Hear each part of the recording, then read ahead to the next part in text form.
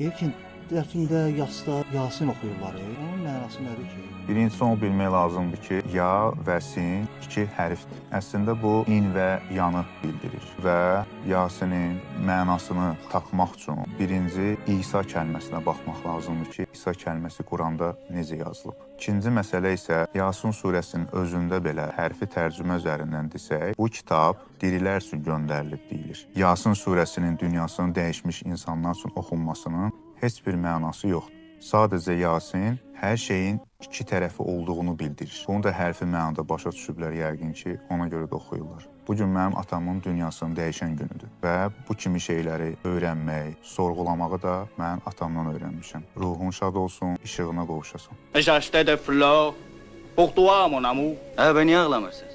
Axı biz qanmırıq, sən nə danışırsan? Bəs səhərdə molla deyəndə qanırdınız. Gözünüzün yaşını tökürdü. O ərəbcə deyir, mən firəngcə.